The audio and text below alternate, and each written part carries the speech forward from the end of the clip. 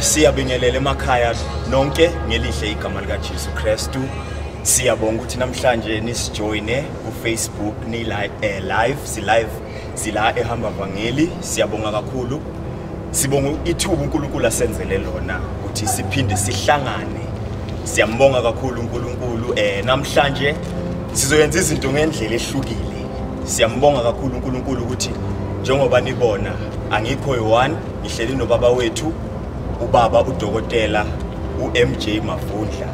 Siyalibonga kakhulu ke leli thuba lokuthi sikwazi ukuhlala naye ngalendlela njengoba sazi ukuthi inceku kaNkulunkulu uNkulunkulu umsebenzisa kakhulu futhi ubusy.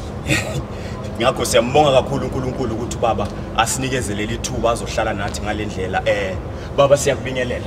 Siyabonga. Ithuba njena lithi. Hey baba siyabonga kakhulu njengoba sibhekane nalesimo. Sinalento nje yokuthi fanele sibuke izinto ezimbalwa ezizosenza njengabazalwane sithi ukuqoqozeleka siqhubeke endleleni siqhubeke simkhonza uNkulunkulu. Ngakho namhlanje kunesihloko baba engithanda ukuthi mhlambe sithi ukudlula kuso ukuze nasemakhaya ababukile bakwazi ukusizakala kuso. Kunesihloko baba la ngine concern kakhulu ngabantu abasha. Iconcern yami ngabantu abasha ukuthi nginalento yokuthi uma umuntu omusha umiphakathi nendawo kunalento yokuthi uSathane ufuna ukukusebenzisa ngapha noNkulunkulu ufuna ukukusebenzisa ngenxa yamandla abantu abasha banawo. Ngakho nginalento yokuthi sibuye ama decisions esiwathathayo noma amandla ethu uNkulunkulu asinikeze wona siwasebenzisa kwelinye iside asiwasebenzisi ngendlela eright. Ngifuna namhlanje sigxile kakhulu ekubukeni ukubaleka komuntu omusha embusweni kaNkulunkulu. Umuntu omusha ubaleke kangakanani embusweni kaNkulunkulu regardless ukuthi usindisiwe noma akasindiswanga. Angazi baba angayibeka kanjani le ndaba. No ngokwezwi lenkosi umuntu omusha yena ubaleke ngendlela ehlukile. Ngoba umubheka umuntu omusha uma isindiswe kahle enkonzweni usizo phambi kaJehova naphambi kaMoya. Kodwa makwenza imistake uphinda abe isikhali sokuqeda bonke uhlobo lomuntu omusha nomdala ngoba ngendlela uSathane amsebenzisa ngayo usebenzisa ukuthi kungaphindi kube khona umuntu omusha ozotholakala ethi ivangeli liyafika kumuntu omusha. Isizathu salokho bheka uTimotheo. uTimotheo umuntu omusha kodwa manje ulungiswe ngalendlela ukuthi uPaul uhambe emshiya namabandla. Athi ngwethembile lapha ngethembile ukukholwa kwakho ngethembele okukhona lokho uyayibona yonke le nto. Mangaleso sizathu umuntu omusha ubalekile phambi kaNkulunkulu. Ubaba asathinta iphuzu lokubaleka komuntu omusha endlini kaJehova ngoba uma ngiyibuka vele mawubheka uma nje uSathane efuna ukuqeda ngecommunity uvela target umuntu omusha. Noma efuna ukuqeda ngecountry uvela target umuntu omusha. Sisakhuluma nje ngoTimotheo ubaba sathinta indaba kaTimotheo nokuthi umpostoli Paul wamshiya namabandla. Ngibuka le ndaba ukuthi kukhona nalento yokuthi singabantu abasha baba sizifake kwingcindezi. Esikhathini esiningi pressure sikuwe singayitholi kubantu mhlambe esikhonza nabo nasemakhaya.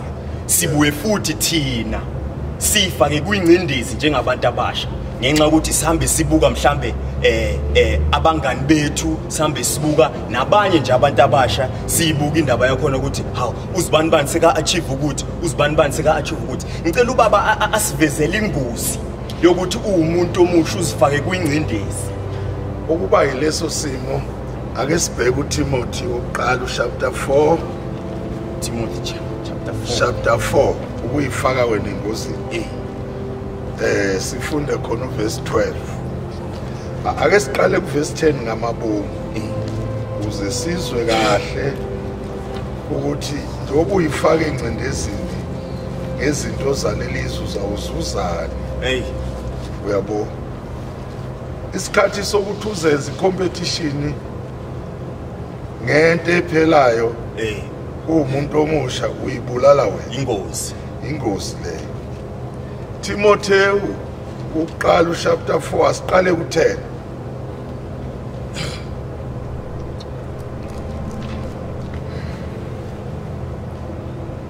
Oyala ngalezo zinto ufundise ngazo. Yeah. Funda. Verse 10. Verse 10. Ngokuba sikhandlekela lokho siyashikashikeka. Ngokuba sithembele kuNkulunkulu ophilayo ongumsindisi wabantu bonke. Ikakhulu abakholwayo. Yeah. Oyala ngalezo zinto ufundise ngazo. Makungabikho umuntu odelela ubusha bakho. Uyayizwa le? Ngiyayizwa. Fa uyala umuntu omusha uyalwe ngalezi zinto igxile kumuntu omusha. Kungabikho sono noma umuntu othunywe isithi ongadelela ubusha bakho omusha. Uyayizwa le? Ngiyayizwa. Ngakho ke asike isidingo sokuthi ke manje uyisise intweni zonke ngoba la wenza ivangeli lideleleka. Umusuqhamuka ukuzenza i-competition nabanye abantu babona ngathi bayaphumelela. Ngakho usho ukuthi udelelisa bonke labantu abasha abasilalele nabakuphi nabagcine bathi bayakholwa. Manje sebayithola abadelelekile manje. Uma kukhulunywa noTimothy kukhulunywa ngomuntu omusha. Kuthiwa yala ngalezi zinto ungabikho umuntu odelela ubusha bakho. Iphuze elikhulu kabi. Mawukholwa wasindiswa gelekeqe kufanele ukulwele ukuthi ungabikho umuntu ozodelela ubusha bakho nevangeli liphela. No baba ngiyayizwa. Yazi nani lapha emakhaya nivumelekile ukuthi uma ngabe kukhona imibuzo ninayo ningahle nibhale phansi nithumele sokuye siyiphendule yize kungekho namhlanje. Ngakho baba asibuyele kule phuzu khona la ku verse 12. Verse 12 ungivezela indaba yokuthi shuthi thina njengabantu abasha sine value. Yeah. Sine value ngoba ngalendlela izimo zingayo namhlanje sinalento yokuthi vele siyadeleleka emphakathini. Uyabo siyadeleleka emphakathini nevangeli sinale siliphethe licishe nalo lideleleke. So le verse malithi makungabi kwikho umuntu ozodelela ubusha. Liveza kona ukuthi njengabantu abasha sine value sifanele siyazi identity yethu kuNkulunkulu. Ngibuye ngiphinde ngicela ubaba asicacisele kule ndaba ngoba le ndaba ngiyacabanga ayithinti abantu abasha kuphela ibuye ithinte nje nabazalwane in general ukuthi umzalwane nje enkonzweni ukholwa umzalwane usindisiwe kube khona izinto nje oba ne competition ngazo ngabanye abazalwane ungazi ukuthi ume kuphi njengomzalwane. Lento iyenza ukuthi umzalwane ugcine soba nomhawu ngabanye ube ngathi uba nejealous.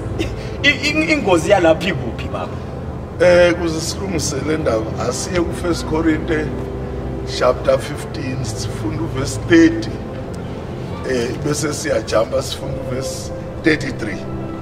1 Corinthians number 15 uyosiza le ndaba ukuthi zonke lezi zinto esikhuluma ngazo sizokubeka kuphi ujwayelana nabantu abangakanani. Inkambo yakho kufanele ikwenza udeleleke.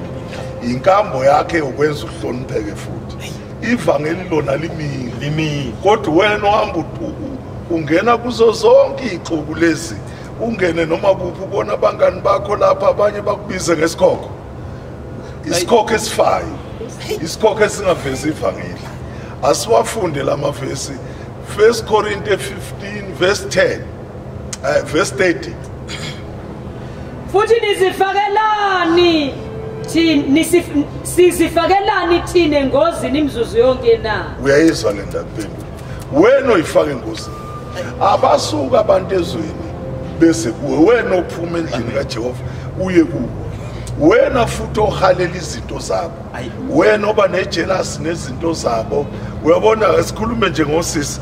Osisi benza ama competition ukuthi uyathanda ukushada njengaloya. Akayazi inkinga. Nabafana bayathanda ukuthi ngiyamthanda usisi usibani bani inwele zakhe iso ifika yakhe nje icathulo zakhe uyayibona yonke le nto.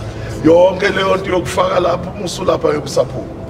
Kuyodeleleka yonke le nto kade uhamba ukhuluma ngayo ukuthi uyinsizwa nsi uyilokhu yakonke kunje indlela yakho kukhona abantu abangazange bajwayela nababi kodwa uyijwayeze nesono esimbi funda u33 yabo Ningakhohliswa ya ukujwayelana nababi konakalisa ukuziphatha okuhle. uyayithola impendulo ngiyayithola yonke into yakho kade uthi uyiyo kodwa wayijwayeza nababi noma wayijwayeza nesono nokusibuke ngathi siphucukile isona igama laso yabo kunezona eziphucukile ezifundile kunjalo eyikhuluma isingisi ubone sengathi usele emva wena kukho kwakho sengathi lokho kungcono kade sulahla yonke into le esikhuluma ngayo indaba yensindiso yakhe ayisasebenzi usho nolalele baningi abangenela abanye bayabuza ukuthi kodwa uthi sekhona insindiso kubantu abasha ikhona impela inkinga yilezi zinto uyabo lezi zinto lezi angeke uqhubeke ekukholweni nasebungcweleni uma kuthiwa ujwayelene nabantu ababi uxoxa nabo uphuza nabo iphuzo uhlala nabo uzoba into enjani alithi iBhayibheli babheka kuye bakhaya na uzobheka isona ufane naso uyabo awukwazi ukubheka into ungafuzi yona akekho umuntu ongahlala nabaphuzayo 2 days engaphuzi uhlala nabo ugcine bakuthintise ngeglass okugcina lapho uyokuphuza ulala ubheke phezulu uyodakwa kakhulu futhi wena uyaqala uyayibona le baba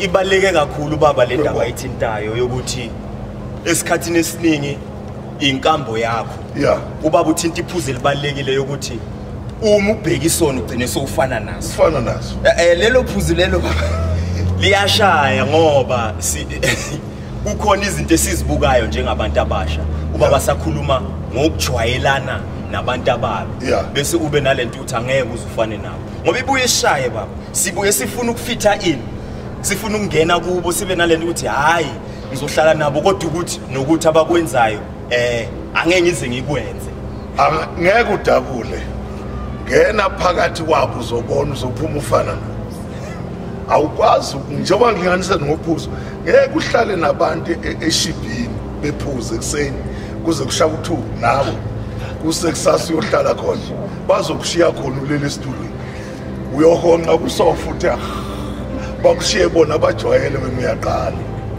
awukwazi ukuhlala nabantu ababi ungalunguzi exactly nawe umujwayelene namasoka uyasizwa yakhe sithi ukhona amasoka kuthiwa yisoka lamanyana yebo ngeke uhambe no-brother la uthi ujwayelene naye uye entombini lapha extension 1 no-extension 2 nenye lapha wena ufika uhlala ubukele bazokunika nawe ngeke uzophiwa ngeke lokhu bakubiza ngebhari into engekho osisi bekhona baveza amadola amahle nawe uzogcina kuphela kokusindiswa kwakho ubona ubani ngokubona ubrother wakho obophela itrailer yabo sisi nawe uzogcina ubophela okulandela lapho uzogcina usufana naye ayikho into ozoyenza leli verse elithi ukujwayelana nababi konakalisa ukuyiphatha kwakho kuhle ayikho into singafunda amaningi amavesi kodwa nje lento yosuyijwayela izokona ubona abantu abaningi bonke la emhlabeni banezinto abazalwa ngabanje wajwayelana naleyo nto wabayiyo uma ungahlala phansi ubuza abanye abafana manje ndoda ubaba kaSithembelini ubaba kabani akusi ubaba lo mfana ngithi kunjalo wajwayelana nabanye bamnikeza intombi bamtshela uthini ube nje awubona ukuthi iminyaka isingaka wathola intombi kwasalingana wathi ufuna enye kwasalingana wathi ufuna enye kwasalingana manje sekuubaba okudlala ubaba ongenamali nobaba ozozafa ngenamali ngoba phela ama firstborn asewu4 wonke adinga imali wonke adinga icrash wonke adinga amapampasi wonke adinga everything uyayibona lena manje wajwayelana nababi noma ufuna ukureverse ayisekho igili imva yonke into isithi forward uyayibona lena ukube waqhubeka nensindiso ukubukude kabi wayezongena adlule euniversity athola iziqu zakhe ahamba osebenza enkampanini abe nemali namhla kasenamali imali ayifuna uhamba uyifuna lapha enkontrakeni mayifike emayini kuyashisa uvukwa iBP bamkhiphe ngaphandle hamba ufuna umsebenzi contract ashayinela umgwaqo wajwayelana nababi namhla uScottini akusibo bonke ababhemi uhunga abayibhema ngobethanda abanye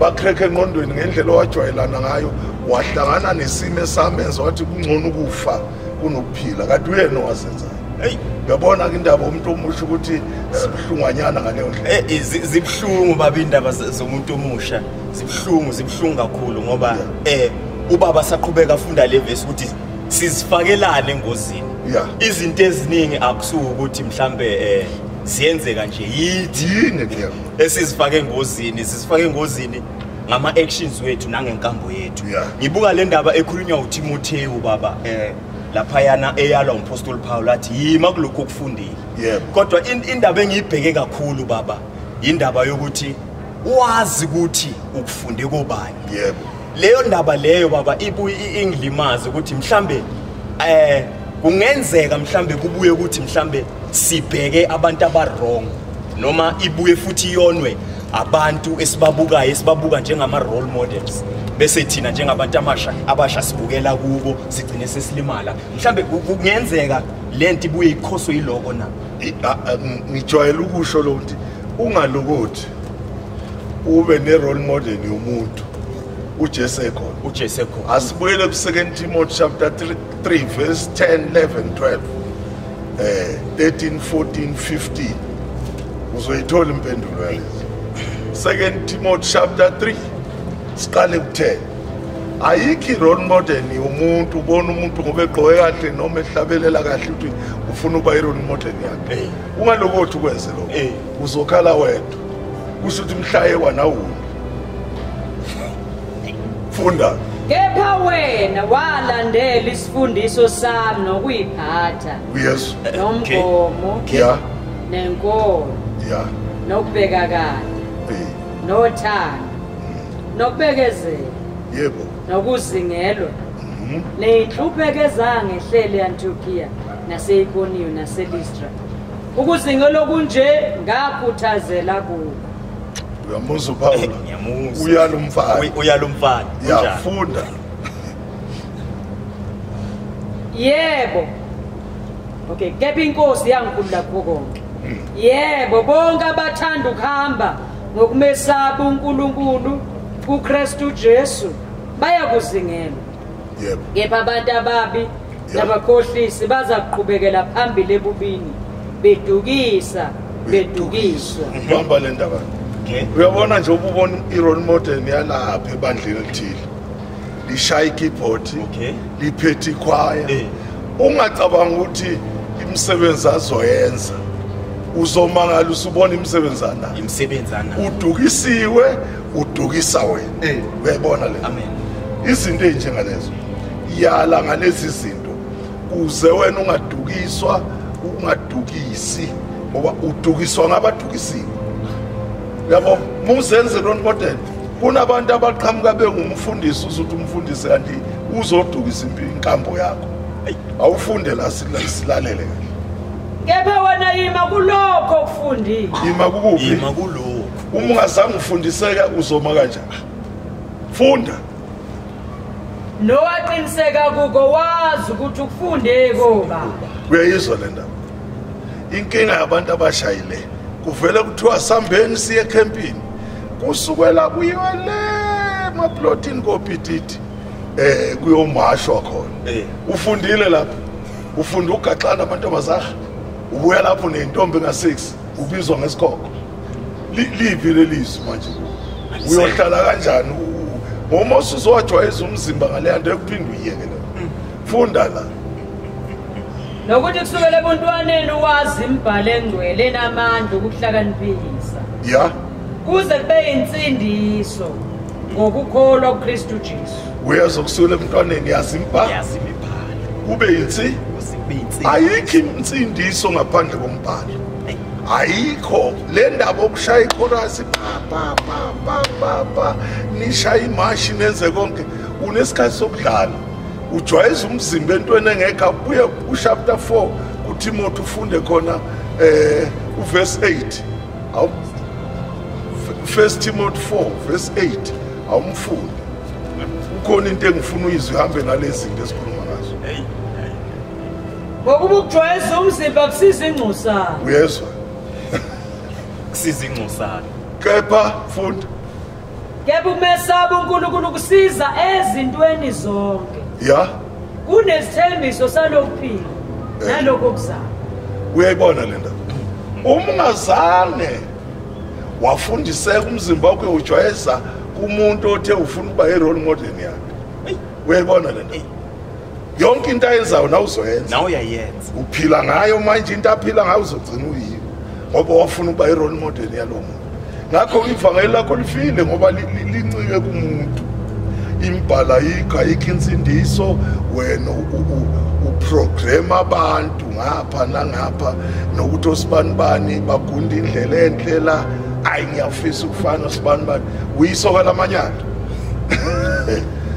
uyabona lesisho sinzinyana uyisoka kodwa elamanyana uyayibona le njalo baba manje leyo nto uzoqhubeka kanjani evangelini ivangeli lidinga umuntu ozofundisa imibhalo aqondiswe lenkosi kuzaphelele uma engaphelelanga isoka lamanyana uyabo siyokhuza nsuku zonke simemeze ubani wenzani esibani wenzani ayikho indaba yakho uyogcina ukukhukhumala ube njengoflawa esontweni ufuna onke lamantombazana kube ngawa kuzowaqeda nje nangaphandle nalawa u-64 la uyabona amantombazana kangakanani enkozweni manje uzowaqeda nini phela musujwayeza umzimba usathane yokunikeza imagnet okay yonke le ntomba yonke amantombazana abuyele kuwathi ngo ugcina usuduma ikhanda manje ivangeli lapho kulipi uzothini kubantu abakubone kuwumzalo nosindisiwe uyothini kubantu ekade ushumayela ku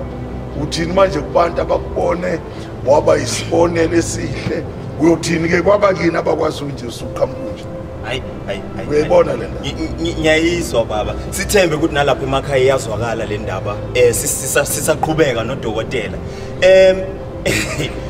yes sinokuningi singakusho labantu abasha sisaqhubeka ngobaba indaba ithintile kakhulu indaba yokuthi ume entweni oyifundile futhi uphinde ubheke ukuthi uyifunda kubani la kubuyisa isithunzi somuntu omusha baba sisaqhubeka la ngibuka indaba yokuma nokuthi ubheke ukuthi lento uyifunde kobani lento leyo ntwana le encane le ibuye ingihluphe kancane sinalento yokuthi singabantu abasha asikwazi ukuma nje ngenxa yokuthi siphila a double life yebo ngiyayizwa le double life ngicela ubaba sivezele ingozi yokuba umuntu omusha ngoba nginalento yokuthi ayikho into ozoyenza igcine ingaveli ukuthi ubani asibuyele ku2 Timothy 3 asiqale ku14 15 16 uyithola impendulo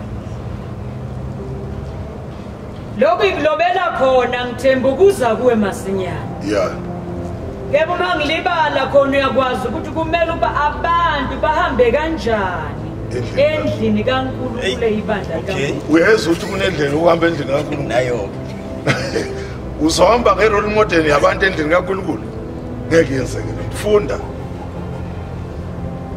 insika nesekelo seqiniso yeah kuvunyiwe ukuthi inkulu imfihlakalo yokukhonza uNkulunkulu uyayizwa le ndaba kuvunyiwe ukuthi imfihlakalo khonza bani yokukhonza uNkulunkulu inkulu kunendlela eziningi lapha ukhetha umfana ukuthi uhola abantu abasha yonke lemfihlakalo akayazi ufuna uba i-role model abanye ubabona ku television benza lokho ayisithi uyayazi inkambo yakhe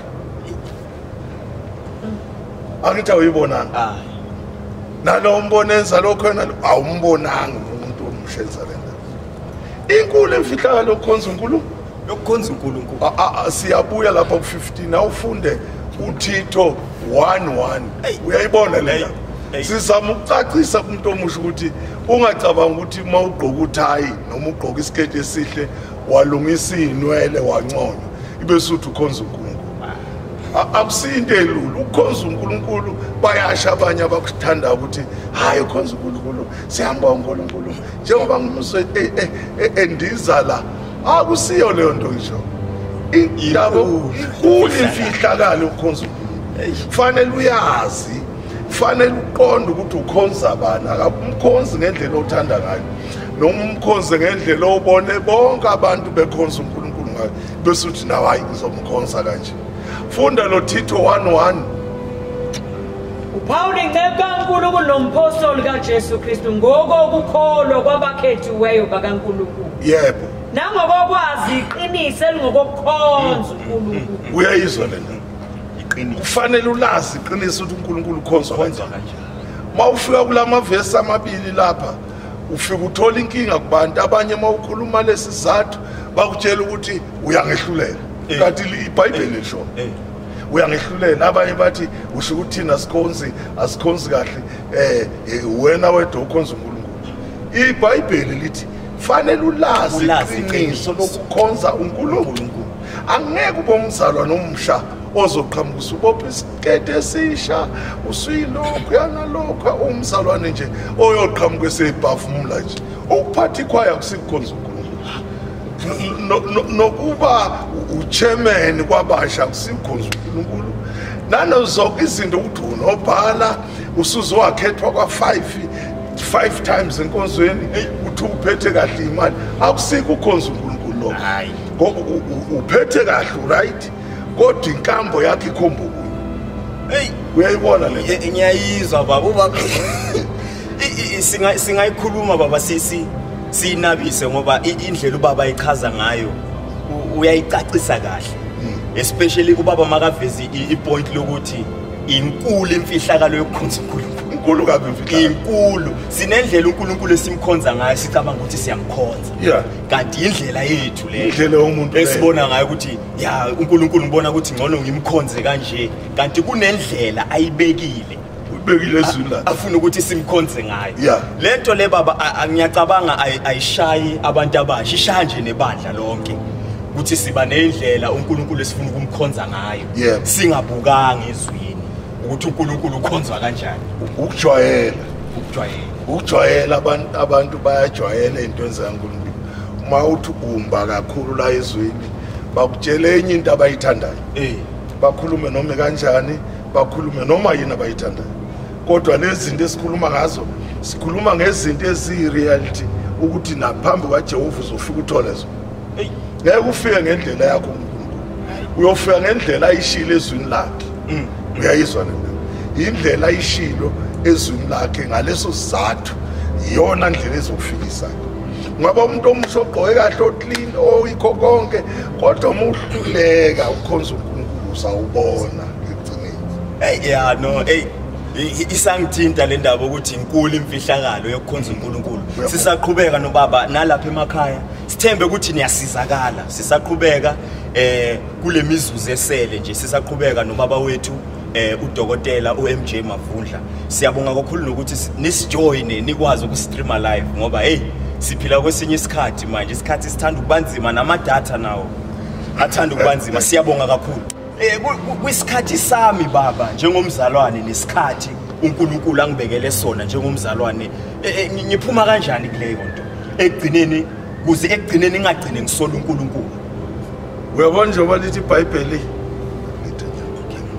njengoba lithi iBhayibheli awukwazi ukuyovela ngomuso. Number 1 sibuyela back kulento ebusiqala. Ungalokothi ibudget yakho ayivaye kuJehova. Okay. Kodwa wenza imistake ibudget yakho yavaya kontanga bakho nakwabaphumelelayo bonke wasala wena ngathi awuphumeleli. Wayesubona ukuthi ungcono uyiphonze uzoyihenga uyilengise bese uthi uNkulunkulu akekho. uNkulunkulu uhlale khona. Kodwa inkinga iba kuwe. Ubuka izimo ngeso lakho. Ubuka izimo ngendlela othanda ngayo. Angithi uyabona nje ungayisukeli into enjengathi ngibone bonke laba sebaneemoto awubazi bahola malini. Bahola 25,000 30,000 wena uhola 6,000. Installment semoto su8,000. Uyayibona lona? Manje wena ususuka lapho uthi ungena lapha uqamba manga wenza lokhu uyayibona lena?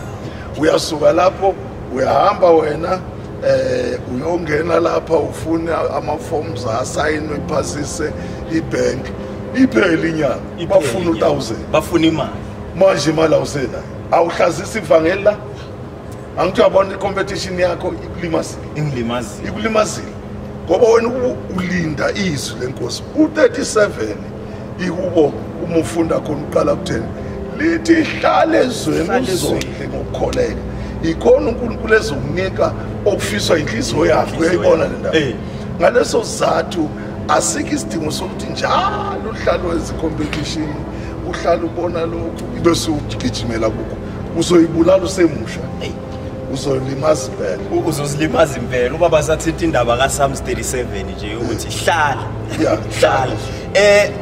baba lasi yezi iBhayibheli isho kahle ukuthi ezimpungeni ngiyajabula nje njengoba sihleli kanje nobaba ngiyayithobisa inhliziyo yami baba mhlambe sesingenile kuyo yonke lenyakanyaka esizifaka kuyo njengoba sisilifundile ivesi elithi inkinga yithi sizifaka engozini sesingenile kuyo yonke lenyakanyaka esizifaka kuyo mhlambe ngicela ukubuza ubaba la ukuthi ubaba azafike la afike khona ahambe noJehova uzi-overcome kanjani noma uyinqobe kanjani inkanuko zobusha ubaba siyamangala masohlala nobaba kanje kube khona izinto azositshela zona izijulile esingazazi singabantu abasha nengqondo yakhe ivela imangala ithi hey le bengayazi manje bengisacela ubaba mhlambe sisizakale kule point ukuthi njengobaba ahambile noNkulunkulu ubaba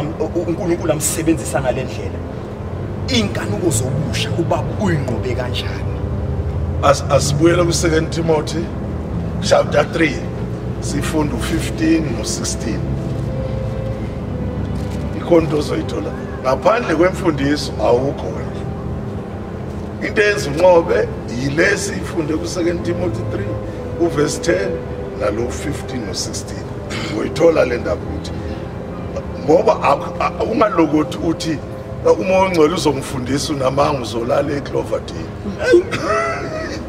funda la nokuthi kusukela ebuntwaneni wazi imbhalo 1 engcwele namandla okuhlakaniphisa 2 kube insindiso ngokukholwa kuKristu Jesu funda yonke imbhalo iphefumulelwe nguNkulunkulu ilungela ukufundisa nokusola nokuqondisa nokuyala ekulungeni ukuze umuntu kaNkulunkulu apheleliselwe yonke imisebenzi emihle nayo ke into ithina njengoba ubuze nabasemakhaya udinga ukuthi yonke imibhalo uyidle njengoba injalo ungakhethi ukuthi lona ngathi uhlaba kimi lona ungathi unjani izokhanda wayidla njengoba kusho uwezeke athi thatha umqulu udle uyababa kodwa umusa ungaphakathi uzoba mnandi into efana nale yonke imibhalo kuzuqhubeke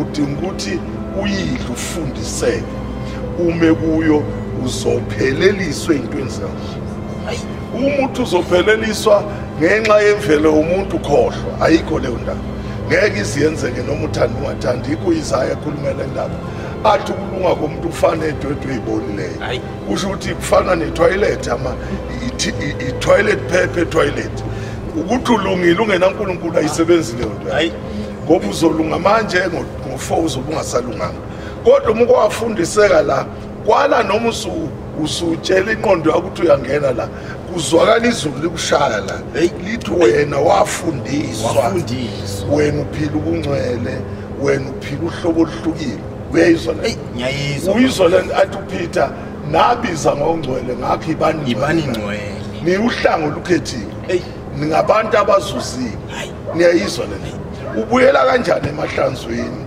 uma uzuziwe uzazi ukuthi ukhethiwe ukhetha ungafundiswanga uzobuyela kufanele ukhethe uzazi ukuthi uhlanga olufundisiwe ibese uyazazi ukuthi ngifundisiwe sengohlanga olukhethiwe indlala nokunye akusho ukuthi lezo zinto ziyokwenza ube njani indlala kufanele ibe khona indlala nezilingofazi ibe khona izilingo zobusha zifika ngenxa ukuthi awusindiswanga kahle hle uyabo kufanele usindiswe udle imibhalo le uyidlisisise kahle igcwale ukuthi kuze noma kufika isilingo ngomngane wakho omthembayo okhonza naye ibe sumphendula ngezwi njengoJesu ephendula uSathane akamphendulanga nje wamphendula ngezwi ngakho ke mawuzodla izwi lenkosi noma bangeza bonke abangani bakho bakubize noma ngaye uyokwazi ukuthi ubaphendule ngezwi angeke babuye kuwe kusasa futhi ungayincomi ngalokho ngoba uSathane uzoqhamukisa omama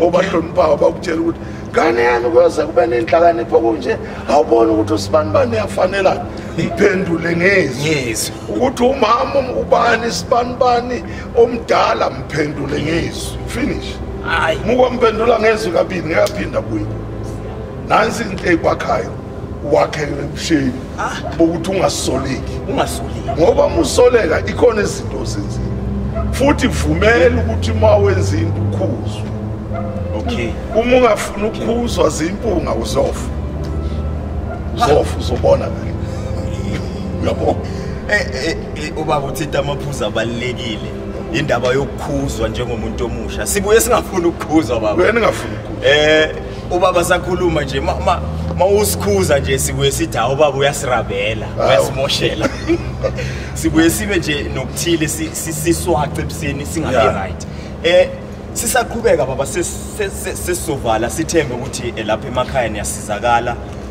ngale nkulumo bathe lapha emakhaya khona bo yiwo lo baba besubuza maye ukuthi inkanuko zobusho baba uzinqobe kanjani yebo uzinqobe kanjani njengoba bachaza ukuthi imfundiso ngiyabona ubaba ugcizelela indaba yokuthi ufundiseke njengomuntu omusha ume esifundisweni ufundiseke sesivala baba ngicabanga amazwi wokuhlakanipha okugcina ubaba mhlambe angawasho kubantu abasha sebangenile entweni sashayiseka salimala amazwi nje ayi bottom line ubaba wabekayo njengendoda endala kaNkulunkulu inceku amapha amazwi ubaba okuhlakanipha awashiya nje nabantu abasha okuwukuthi noma sekahleli endlini sisahleli nje emakhaya during this lockdown azohlala phansi azinze kuwacabanga azomqhubekisa ngendlela amazwi nje okuhlakanipha ubaba awashiya nje nabantu abasha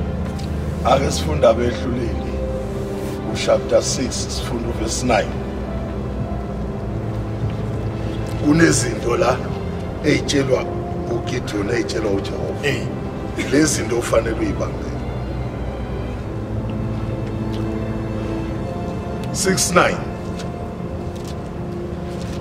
ngalophula esandleni sabaseGibhithe nasesandleni sabo bonke abanicindezelayo abaxosha phambi kwenu nganenika izwe labo ngathi kini nginguJehova uNkulunkulu wenu anikwesaba uNkulunkulu bamaMore enihlala ezweni lawo kepha kalelelanga izwi lawo kwafika ingelosi kaJehova yahlala phansi kweokhi laseOfira likaJowashi uMabhiyezeri indodana yakuGideon yayibhula ukolweni esikhamweni sewayini ukuba amthukusela abawaMedian ngelosi kaJehova yabonakala kuye yathi kuye uJehova unawe wena qhawe linamandla uJehova unobani nawe qhawe linamandla angithi uyabona bonke labantu bahlulekile bonke laba abantu manje bahambe bayithukusale ngenxa ukuthi abamlalela ngoNkulunkulu uma ngatholakala uhlobo olunjengalolu abamlalela ngoNkulunkulu bayalima balimela manje